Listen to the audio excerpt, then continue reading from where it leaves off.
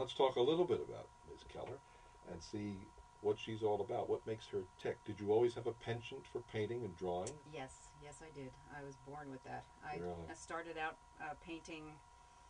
I remember getting a John Nagy Learn to Draw kit. Oh, yes, of course. and oil painting kits. And I did some paint by number, but I prefer to do my own thing. You must have stayed in the lines big time when you got a coloring book. Yeah. Yeah, sure. Right. And then I was interested in fashion illustration when I was in high school. Yeah. And I always painted portraits of my heroes, like, you know, the Beatles and whatever, you know, and did that kind of thing. So it was very interesting for me years and years and many, many years later, from being an adolescent portrait painter, doing, you know, that like that, to painting other people's heroes and like Frank Sinatra and Mario Lanza and the mayor, and doing that kind of celebrity portraiture later on in my career, which was really a surprise. A couple of weeks ago, we had Councilman Rizzo on. Have you talked? Oh, right, yeah, I worked with, and at the time, I guess we called him Franny. Franny, oh, Franny. When he worked, maybe he worked for Pico at the time, sure. Yeah, I think so. But That's it must be an honor. when I met him, and we met. We had a meeting with him and Tim Spencer, who was the director of the Anti-Graffiti Network at the time. And he gave me the photograph, and you know, and they were very pleased with the project. But I'm going to move on from this portrait, but it's so stunning because you just capture the presence of the mayor. Yeah, he's a big guy. And just you got his broad shoulders and everything. It's just amazing. Let's talk a little bit, because I know something that's very close to you and what you're doing now. You'd like to do private portrait work, so let's talk a little bit about that. Well, I've done a lot of private portrait commissions. I guess the furthest one away was up in Boston. I did some traveling to do that one. But I kind of put that aside a little bit for the mural projects. Those mural projects were the commission work that I do.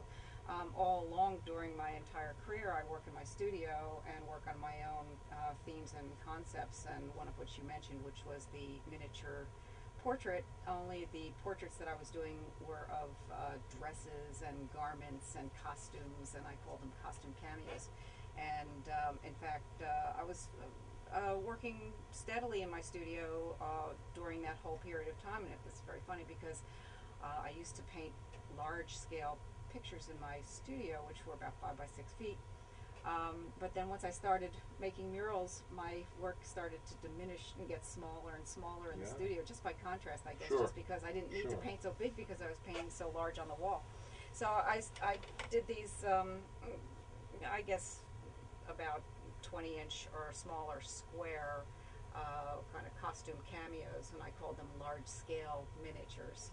So they look like miniatures, but they're larger than miniatures, but smaller than murals. If someone wants to get in touch with you, you do have a website. I do, yes. www.Diane, D-I-A-N-E, one word, Keller Studio. That's all one word, DianeKellerStudio.com. DianeKellerStudio.com, right. Okay. And you can contact me with there's an email link if you want to get in touch with me. And I would love to pick up some portrait commissions right now.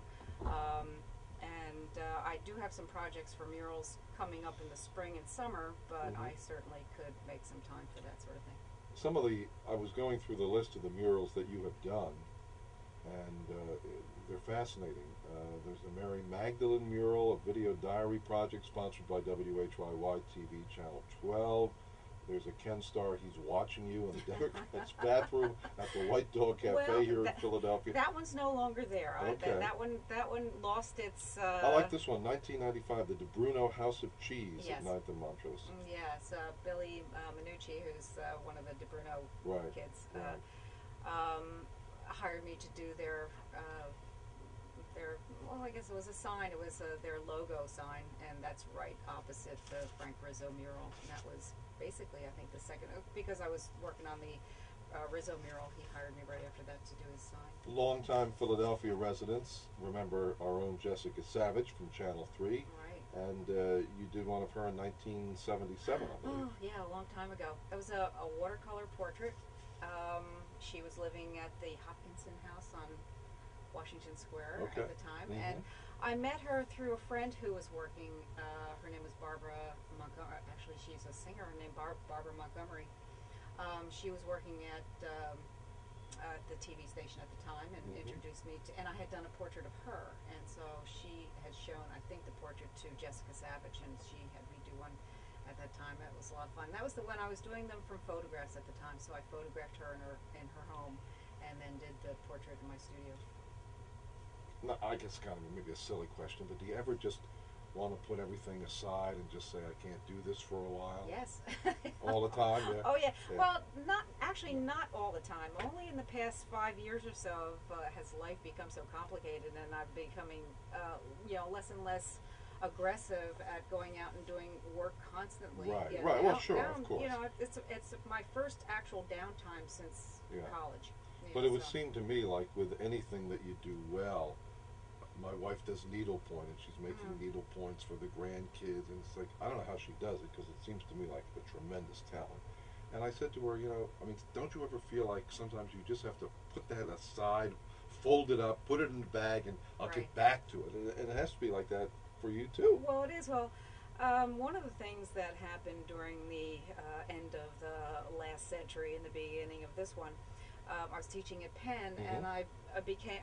My early work was influenced by a guy named Neil Welliver, who was the chair at the at Penn of the Fine Arts Department, and he retired, and we had a lot of new influx of people with different ideas, and so I grew a lot, and my original influences sort of broadened out. So I became very interested in working with a lot of different materials, as it says in my bio there, and I started to make gold leaf frames and carved frames and do a lot of different things, and it kind of at the end of that process was so many different processes that I got a little bit kind of dissipated all the original energy towards painting.